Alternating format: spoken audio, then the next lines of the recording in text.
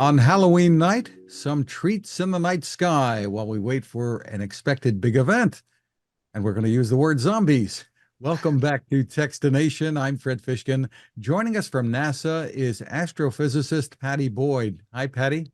Hey, thanks for having me, and I'm really excited to talk about zombie stars. So the anticipation has been building for the awakening of what some are calling a zombie star.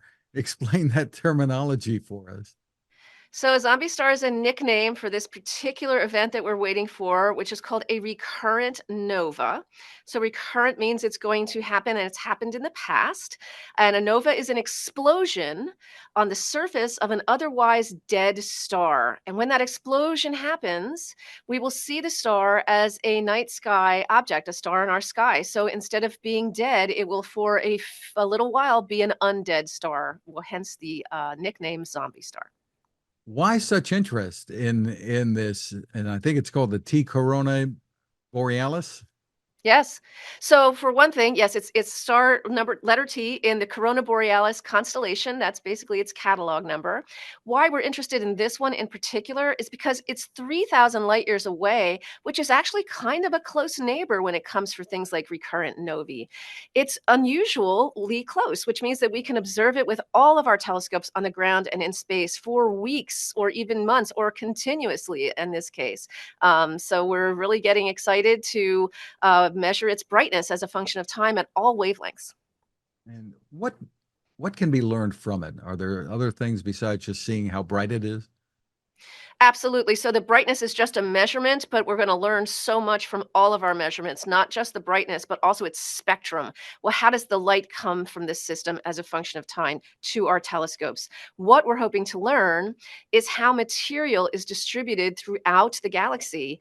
Things like carbon, nitrogen, and oxygen, these elements are created in stellar explosions like this nova. And when the explosion happens, that material gets spewed out into the local area. You see some beautiful images from Hubble and other telescopes showing us how that material, like the carbon and the oxygen, is being distributed.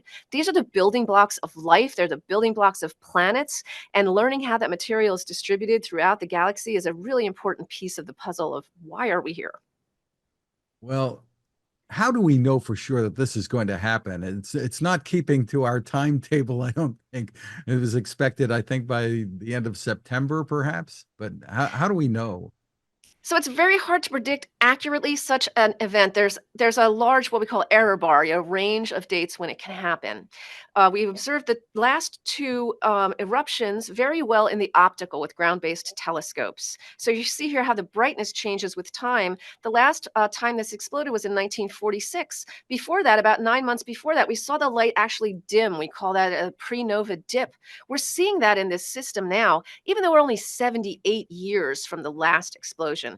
So it could have happened as recently as 9 months after the beginning of that pre-explosion dip was observed, but it can also happen as late as 80 years after the last explosion, which would put it all the way in 2026. So we're anticipating it sometime soon now. The more time that goes by, the more likely it is to go off. How visible is this going to be? Do we know? Do we have an idea? So this will be the first time that we're really going to be able to track its brightness on very short timescales. But the last two times that the nova went off, it was observed and it got to what we call magnitude 2.5 or so. That's just a way that we measure brightness of stars. And in both of those cases, it got bright enough to be seen by the naked eye in the night sky. So it will be about as bright as the stars that you see in the recognizable constellations for a couple days.